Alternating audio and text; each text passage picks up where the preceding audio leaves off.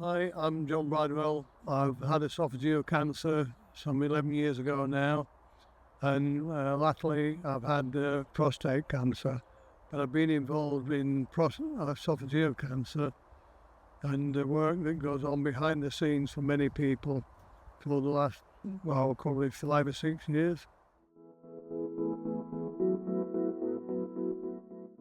Well, how I got involved was that there's a Oesophageal Patients Association, and I knew the gentleman that ran that, called David Shooter. He's down in Guildford, and he suggested, because he was stepping off that because he'd done a 3-year stint on this, what was then NCRI, and he suggested, would I like to be involved in that?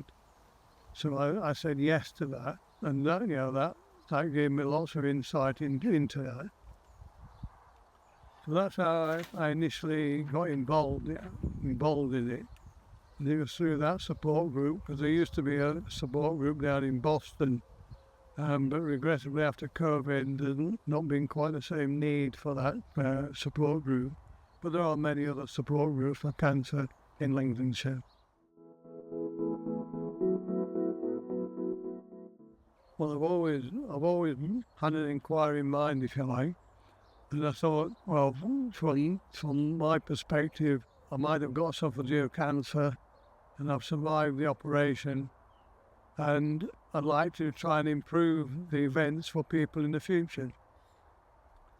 So, that was the main driving force behind it. Well, as I said, David Shooter suggested that, and then I joined NCRI, which I did, and I then underwent some training on that.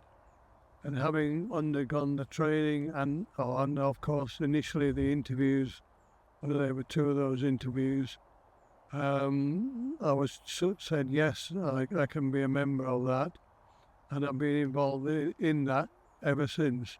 And they give you a mentor so that you can speak to someone about terminology that you don't perhaps understand, and you can talk to them both pre and post meeting so that you know roughly what's going on.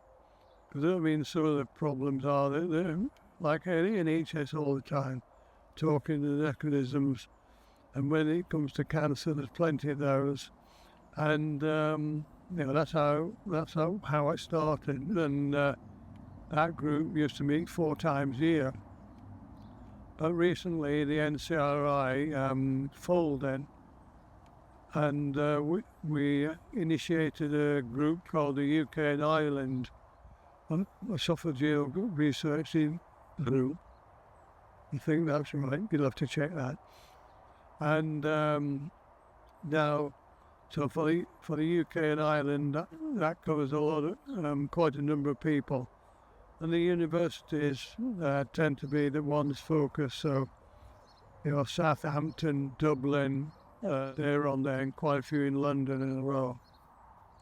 And we meet on that and discuss what their projects are and how is that impacting on patients. And do we think, from a patient perspective, is that really necessary to do that? And over the last few years, we've been trying to do more or less invasive procedures to make it easier for people to participate.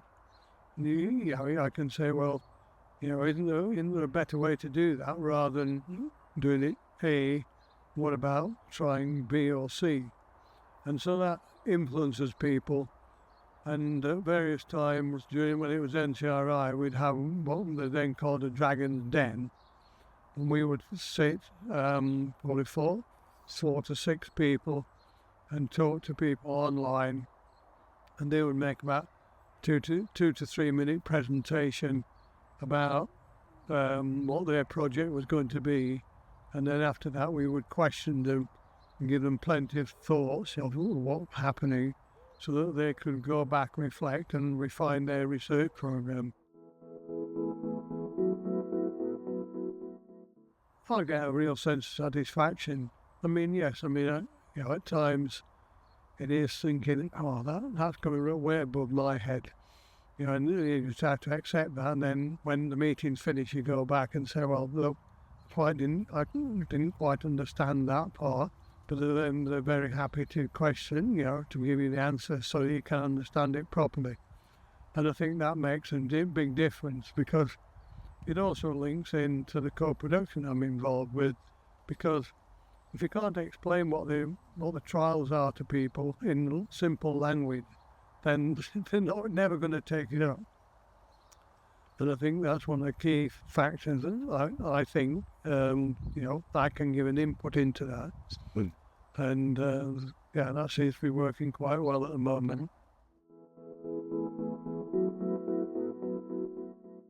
I think if you're the patient, I think I'd be saying, look, if you don't know what the outcomes of your prognosis is going to be, but by participating in this research process, you may be given a much better opportunity to a longer life.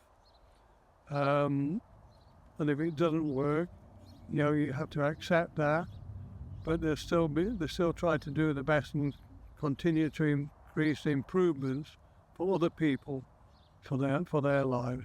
So sometimes it's a position you're in where it's a win-win even for you if it's not working very well, because you've had the best possible medical care you could have by being involved in that research. I think sometimes it's getting the words simplified sufficiently so that people can understand without using lots of medical terminology about what's going to happen. And then, because if you're a patient, you're going to be saying, well, what why am I on this? Because the current method of treatment isn't working, but this new treatment can give you a real opportunity. Because if it doesn't work, you might be cured, not cured, but give me more respite time. And I think that's one thing from a patient's perspective. But from my perspective, I asked my surgeon, after the operation of esophageal cancer, the obvious question, how long actually was it? And, you got the invasive shuffling of feet, and said, well, I'll tell you what, give me the probability. Had it gone within 98% probability? He said, yeah. I said, that's fine, Connie. It's good because you can influence people, particularly new researchers, where you'd like to give them your lived experience of this, and also encourage them to be mindful of what patients are feeling when they're going through that work.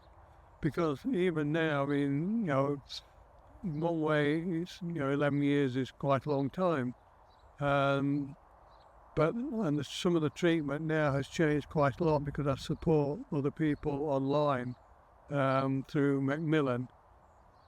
And and the treatment they now get is very different to what I got 11 years ago.